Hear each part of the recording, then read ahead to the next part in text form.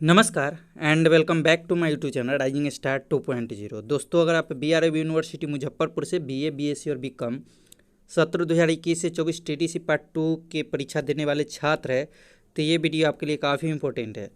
दरअसल जैसे कि आप लोग को पता है कि यूनिवर्सिटी के द्वारा जारी की गई सूचना के आधार पर जो भी छात्र 21 से 24 में है उन सभी का पार्ट 2 का एग्ज़ाम जो है कल से यानी कि 31 जो है अगस्त से शुरू हो रहा है। बहुत सारे छात्रों के मन में कन्फ्यूजन है कि सर क्या डेट बढ़ेगी, क्योंकि कल तो रक्षाबंधन के लेकर के यूनिवर्सिटी बंद है, कॉलेज भी बंद है।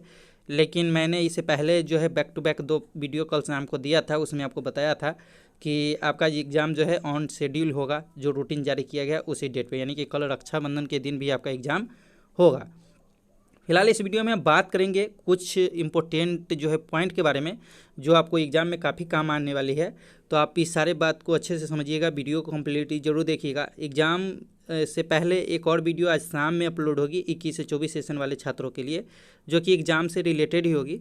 तो आप उस वीडियो को भी ज़रूर देखिएगा, शाम में उसको अपलोड किया जाएगा। फिलहाल अभी की जो हमारी वीडियो इसमें हम बात करने वाले हैं कि जो भी छात्र एग्ज़ाम देने जा रहे हैं उसमें पार्ट 2 का परीक्षा में कितने प्रश्न रहेंगे और कितने प्रश्नों का आपको जवाब देना पड़ता है, और इसके बाद कितने पेज में एक प्रश्न का उत्तर दें, क्योंकि ये इसको लेकर के भी छात्रों के मन में काफ़ी सारा कन्फ्यूजन रहता है। और परीक्षा में कॉपी आपको कैसे लिखना है, और इसके बाद 5वां नंबर पॉइंट है पास होने के लिए आपको कितना नंबर लाना है। और छठा नंबर पॉइंट जो हम बनाए हैं इसमें उतना स्पेस नहीं था, तो छठा नंबर पॉइंट भी हम एक इसमें डाले हुए हैं, जिसमें आपको जो है परीक्षा की तैयारी कैसे करनी है, खास करके आज भर में इसके बारे में। तो चलिए हम चलते हैं अपने डैशबोर्ड पे और आपको सारी बातें बताते हैं। वीडियो को कम्प्लीटली जरूर देखिएगा और शेयर और लाइक जरूर कर दीजिएगा। चलिए दोस्तों, हम स्टार्ट करते हैं और आपको सारी बातें बताते हैं। तो दोस्तों, अगर आप देखेंगे तो यहाँ पे मैंने अलग अलग पॉइंट बनाया है, तो आप अपने अकॉर्डिंग यहाँ पे समझेंगे एक एक बात को अच्छे से। सबसे पहले हम आते हैं कि पार्ट 2 परीक्षा में कितने प्रश्न रहेंगे। तो अगर आप देख ले तो अगर आप एग्ज़ाम देने जाते हैं तो आपका ऑनर्स जो है पेपर, उसमें 10 प्रश्न आपसे पूछे जाएंगे, ठीक है। 10 प्रश्न आपके रहेंगे और ये पूरी तरह से सब्जेक्टिव रहेंगे। मैंने एग्ज़ाम पैटर्न के बारे में पहले ही आप लोगों को अलग अलग वीडियो के अकॉर्डिंग बता दिया हुआ है, तो आप जो है उसके अकॉर्डिंग जा कर के देख लेंगे एग्ज़ाम पैटर्न के बारे में, ठीक है। अब हम बात कर लेते हैं कि ये तो हुआ कि जो प्रश्न कितने रहेंगे। अब दूसरा नंबर क्वेश्चन है इसमें कि कितने प्रश्न का आपको जवाब देना होगा। तो देने के लिए तो आप 4 या 5 यानी कि 2 भी दे सकते, 3 भी दे सकते हैं, लेकिन लास्ट वाला जो पॉइंट होगा, लास्ट यानी कि सेकेंड लास्ट में, जिसमें पास होने के लिए आपको कितना नंबर है, उसमें आपको प्रश्न के अकॉर्डिंग जो है इम्पोर्टेंट पता चलेगी कि कितना प्रश्न का जवाब आपको देना चाहिए। तो इसमें आप देखेंगे तो कितने प्रश्न का जवाब आपको देना पड़ता है, तो 10 में से आपको 5 प्रश्न का जवाब देना पड़ता है, यानी कि 10 क्वेश्चन आपके रहेंगे अलग अलग, और उसमें से आपको 5 कोई भी प्रश्न का जवाब आपको देना रहेगा। वैसे मैंने आपको सारा VBI क्वेश्चन करा ही दिया है, तो आई होप कि आप लोग अच्छे से तैयारी कर लिए होइएगा। तो आप तैयारी किए होइएगा तो आपके लिए आसान होने वाले हैं। जो मैंने 10 क्वेश्चन दिया है उसमें से 5 क्वेश्चन हर हाल में जो है पूछेगा ही पूछेगा, ठीक है। अब हम बात कर लेते हैं कि नेक्स्ट जो है स्टेप के बारे में। तो नेक्स्ट हमारा जो है कितने पेज में एक प्रश्न का उत्तर आपको देना है, ये समझिए, ये बहुत इंपॉर्टेंट है। क्योंकि बहुत सारे स्टूडेंट क्या करते हैं कि एक पेज यानी कि एक प्रश्न का जवाब वो 10 पेज में लिख देते हैं और बाकी का जो है कम कम पेज में जो है लिखना शुरू कर देते हैं। ये नहीं कि एक ही को आपको लंबराते रहिए। तो मैं आपको बताता हूँ कि एक प्रश्न का जवाब आप ज़्यादा से ज़्यादा जो है 4 पेज में दें, ठीक है। 4 पेज में अधिक हो गया, मतलब 4 पेज में आप देते हैं तो दोनों तरफ मिला करके 8 जो है पेज हो रहा है। और अगर इसके अकॉर्डिंग लिखेंगे तो फिर आपका मार्क्स जो है बेटर आएगा, और उससे कम भी आप कर सकते हैं। जैसे यहाँ पे 4 पेज के अकॉर्डिंग आप 3 पेज भी ले सकते हैं, यानी कि तीनों पेज में अगर दोनों तरफ देखा जाए तो कुल 6 पेज हो जाता है, तो आप 6 पेज भी लिख सकते हैं। ज़्यादा से ज़्यादा आप 4 पेज तक ले जाइए, 5 पेज या 6 पेज नहीं ले जाइएगा, ठीक है। ये आपको ध्यान रखना है। अगर आप इसके अकॉर्डिंग लिखते हैं तो फिर आपका एक अच्छा जो है प्रश्न देने का जो तरीका है वो आपको पूरे पेज में दिखेगा।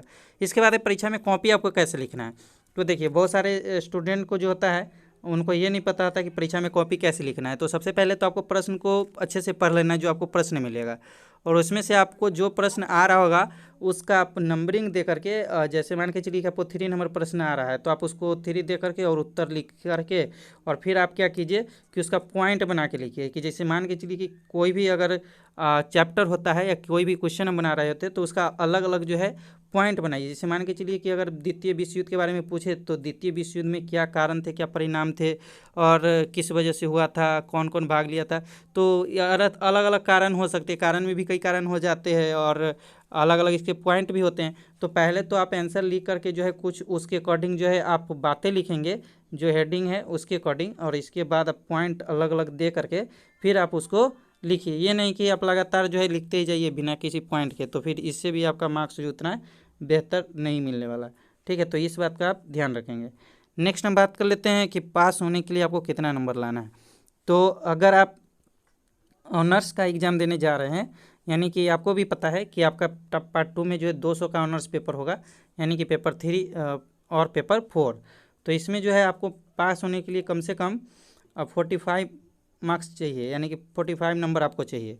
अब अगर आपका दो आप ऑनर्स पेपर का एग्ज़ाम दे रहे हैं और एक में अगर आप जो है 35 ला रहे हैं और दूसरे में अगर आप 65 लाते हैं तब पर भी आप जो है, या 55 लाते हैं तब पर भी आप जो है पास कर जाएंगे। तो ये आप ध्यान रखेंगे कि कम से कम आप जो है यानी कि 50 से ऊपर नंबर लाने का सोचें एक जो है ऑनर्स पेपर में।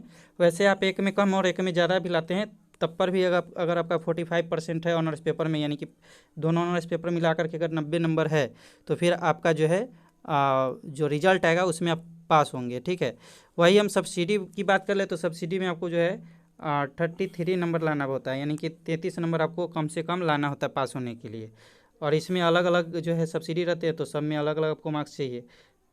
तो ये आप ध्यान रखेंगे कि पासिंग होने के लिए ऑनर्स पेपर में 45% और सब्सिडी में 33%।